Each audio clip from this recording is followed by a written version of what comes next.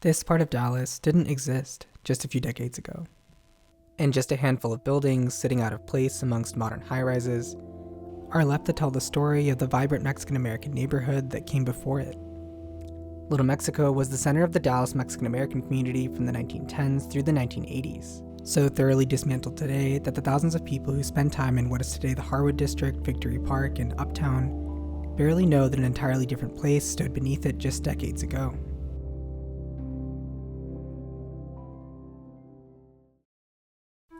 In 1910, a revolution in Mexico would create a wave of Mexican immigration into American cities. With segregation limiting options for where they could live, Mexican immigrants in Dallas turned to a long impoverished neighborhood, then inhabited by Polish-Jewish refugees. A neighborhood that went by a few names, Frogtown and Little Jerusalem. But as the Polish-Jewish community began migrating to wealthier neighborhoods, and Mexican immigrants continued moving in, it would soon take on a new name, Little Mexico, becoming the heart of the Dallas Mexican-American community. But this neighborhood was neglected by the city.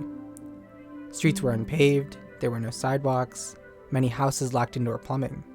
Segregation also kept Mexican Americans out of the rest of the city, its public amenities and businesses. And yet, Little Mexico endured.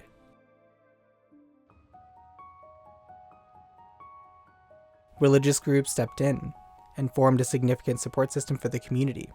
They ran schools like St. Anne's, a Catholic parochial school which gave residents an alternative to the area's underfunded public schools. It would later become Dallas's first Hispanic high school for girls, saved from demolition in 1999 by a Dallas landmark designation, where it now hosts a restaurant called St. Anne.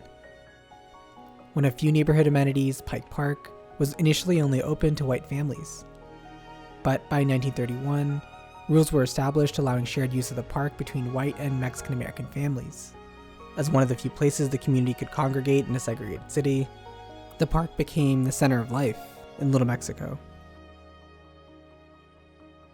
Decades later, the city would attempt to address Little Mexico's poor living conditions with the public housing development known as Little Mexico Village. It opened in 1942 to a grand audience that included the Mexican ambassador. Today, its pink Spanish-style architecture remains the only place in the area that still bears the former neighborhood's name. The segregation that kept Mexican Americans out of the rest of the city's businesses led the community to open up businesses of its own, creating a vibrant local economy and family businesses that have lasted generations. Popular DFW-based Tex-Mex chain El Fenix was born of this era, opening in Little Mexico in 1918. Owned by the founding Martinez family until it was sold in 2008.